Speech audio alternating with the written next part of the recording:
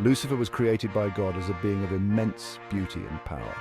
He was an angel, a cherub, anointed to serve in the very presence of God. His wisdom and splendor were unmatched among all the heavenly host. The scriptures tell us that Lucifer was perfect in thy ways from the day that thou wast created, till iniquity was found in thee. Ezekiel 28:15. He was the very model of God's creation, reflecting the Creator's glory in all his ways. Lucifer walked among the fiery stones of heaven, his heart filled with the joy of the Lord. He was given authority and dominion, his every word carrying the weight of heaven's decree. The other angels looked to him with admiration, their voices joining his in songs of praise to the Most High God. There was no hint of darkness or rebellion in him, only the pure light of God's love shining through his being. His purpose was to worship God and to carry out his divine will. He was a minister of light, a messenger of hope, and a guardian of truth. The universe resonated with the sound of his praise, and the stars themselves seemed to dance in harmony with his every thought. He was the epitome of God's goodness, a testament to the Creator's boundless love and artistry. His position in heaven was one of honor and privilege. He was the first among equals, the most radiant of all God's creations. His heart overflowed with gratitude for the gift of life and for the opportunity to serve the one true God.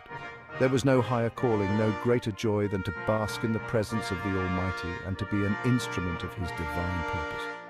To learn more about the story of Lucifer and the teachings of the Bible, subscribe to our channel and click the notification bell. Join us on this spiritual journey. But over time, a change began to take root in Lucifer's heart. The seed of pride, so subtle at first, began to grow, twisting his thoughts and desires. He allowed his own beauty and brilliance to overshadow the glory of God. The scriptures tell us, "Your heart became proud because of your beauty. You corrupted your wisdom for the sake of your splendor." Ezekiel 28:17. He began to covet the worship that was rightfully God's alone. He looked at the other angels and saw himself as superior, more deserving of their adoration. The whispers of, "If only, and I deserve more," began to echo in his heart, drowning out the voice of truth and humility.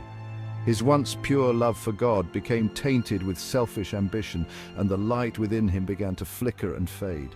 The more he focused on himself, the more he began to question God's authority.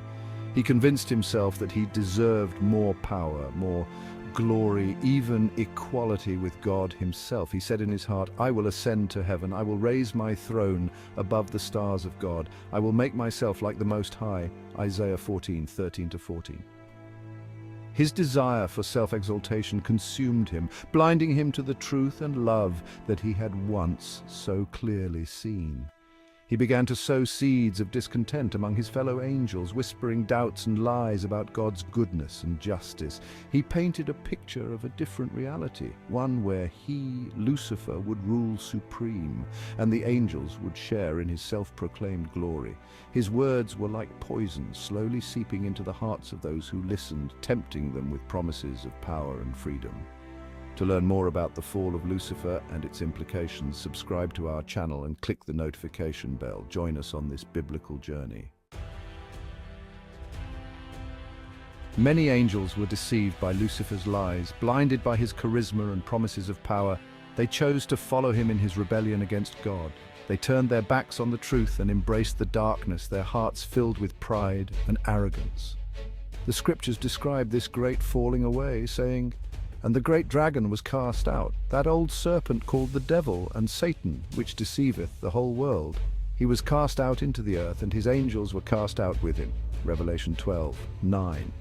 These fallen angels became demons, twisted mockeries of their former selves. Their beauty was marred by sin, their light extinguished by darkness. They were cast out of heaven, banished from the presence of God, and condemned to an eternity of separation from their Creator.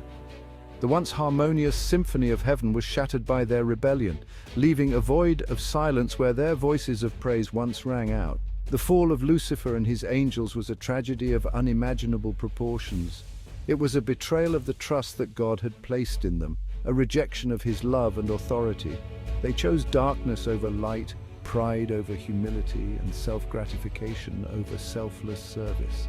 And in making that choice, they sealed their own fate, separating themselves from the source of all life and goodness. Their rebellion had consequences not only for themselves, but for all of creation. Their fall ushered sin and death into the world, corrupting the very fabric of existence. They became enemies of God and humanity, seeking to destroy everything that was good and pure. Their goal was to turn God's creation against him, to spread their darkness and despair throughout the cosmos. But there is hope.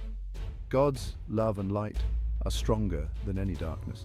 Join us in exploring more about this divine battle and how we can stand firm in the light.